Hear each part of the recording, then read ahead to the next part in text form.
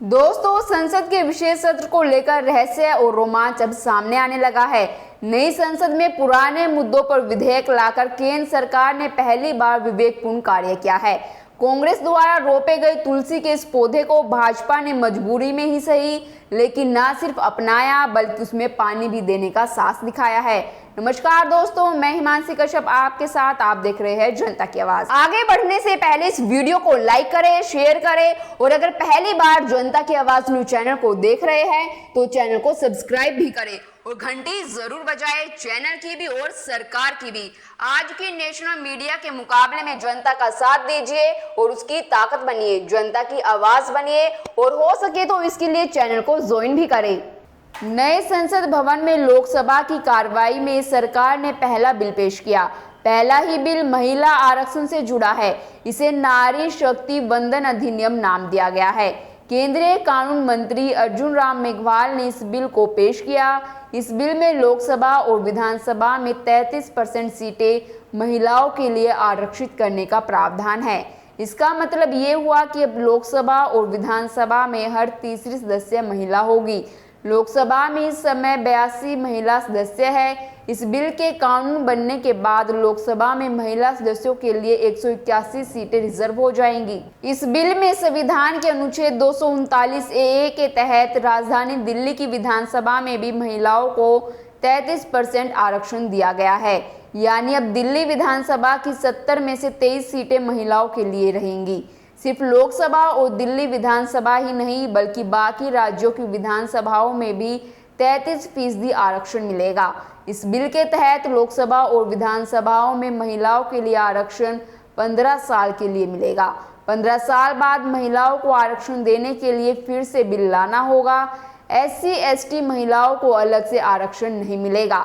आरक्षण की ये व्यवस्था आरक्षण के भीतर ही की गई है। यानी लोकसभा और विधानसभाओं में जितनी सीटें SC/ST वर्ग के लिए आरक्षित है उन्हीं में से 33% सीटें महिलाओं के लिए होंगी।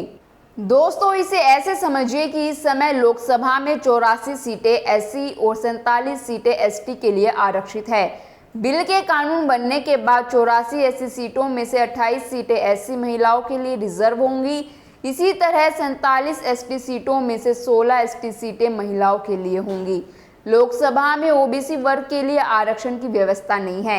SC/ST वर्ग की आरक्षित सीटों को हटा देने के बाद लोकसभा में 412 सीटें बचती है। इन सीटों पर ही सामान्य के साथ साथ OBC के उम्मीदवार भी लड़ते हैं। इस हिसाब से 137 सीटें जनरल और OBC वर्ग की महिलाओं के लिए होंगी। दोस्तों, ऐसा नहीं है जो सीटें महिलाओं के लिए आरक्षित नहीं होंगी वहां से भी महिलाएं चुनाव लड़ सकती है। इस बिल को इसलिए लाया गया है ताकि लोकसभा और विधानसभा में महिलाओं की भागीदारी बढ़ सके। बिल के कानून बनने के बाद लोकसभा में 181 सदस्य महिलाएं होंगी। इस समय सिर्फ 82 महिला सांसद है, लेकिन अगली बार से महिला सांसदों की संख्या कम से कम 181 तो होंगी ही। राज्यसभा और जिन राज्यों में विधान परिषद की व्यवस्था है वहां महिला आरक्षण लागू नहीं होगा। अगर ये बिल कानून बनता है तो ये सिर्फ लोकसभा और विधानसभा पर ही लागू होगा। दोस्तों, अगर ये बिल कानून बन भी गया तो भी अभी इसे लागू होने में समय लगेगा। बताया जा रहा है कि परिसीमन के बाद ये कानून लागू होगा। 2026 के बाद देश में लोकसभा सीटों का परिसीमन होना है। इस परिसीमन के बाद ही महिला आरक्षण लागू होगा। यानी 2024 के लोकसभा चुनाव के समय में कानून नहीं होगा। दोस्तों, अभी इस बिल को लोकसभा में पेश किया गया है। लोकसभा के पास होने के बाद इसे राज्यसभा में पेश किया जाएगा। राज्यसभा से भी पास होने के बाद इसे राष्ट्रपति की मंजूरी के लिए भेजा जाएगा। राष्ट्रपति से मंजूरी मिलने के बाद अगर ये कानून बन जाता है तो 2024 के चुनाव में महिलाओं को 33% आरक्षण मिल जाएगा। इससे लोकसभा की हर तीसरी सदस्य महिला होगी। संसद और अधिकतर विधानसभाओं में महिलाओं का प्रतिनिधित्व 15% से कम है।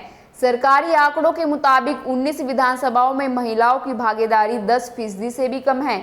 मौजूदा लोकसभा में 543 सदस्यों में से महिलाओं की संख्या 78 है, जो 15% से भी कम है। राज्यसभा में महिलाओं का प्रतिनिधित्व लगभग 14% है।